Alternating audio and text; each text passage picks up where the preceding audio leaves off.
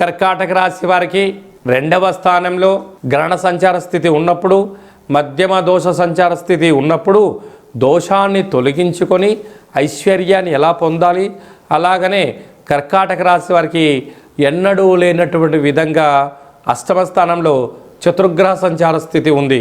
గ్రహయోగాన్ని ఎలా పొందాలో ఈ వీడియోలో సవివరంగా సంపూర్ణంగా తెలుసుకుందాం.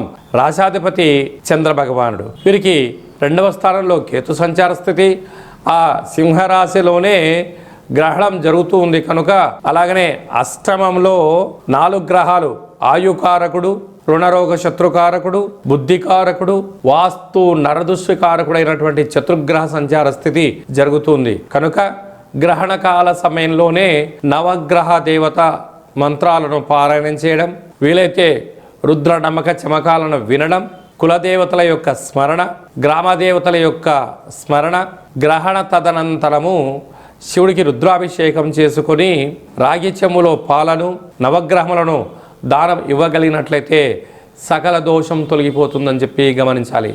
అలాగనే అష్టమ స్థితిలో ఉండడం వల్ల బహుళాష్టమి సందర్భంగా కూష్మాండ దీపాన్ని వెలిగించి తప్పక కాలభైరవాష్టకాన్ని పఠనం చేసి మననం చేసుకొని ఒక కూష్మాండాన్ని బ్రాహ్మణుడికి దానం ఇవ్వడం వలన సకల దోషం తొలగిపోతుందని చెప్పి కూడా గమనించాలి. అదే కాకుండా భాగ్యస్థానంలో శని భగవానుడు మరియు శుక్ర సంచార స్థితి ఉండడం వలన వివాహ ప్రయత్నాలు కలిసి రావడం, ఉన్నతమైన జీవితాన్ని పొందడం, రాజయోగాన్ని పొందడానికి అవకాశాలు ఉన్నాయి. స్థిరాస్తులు, చరాస్తులు, అన్యూన్య గృహస్థాశ్రమ జీవితము, బంగారు ఆభరణాలు, క్రయ విక్రయాలు యోగదాయకం అని చెప్పి గమనించాలి.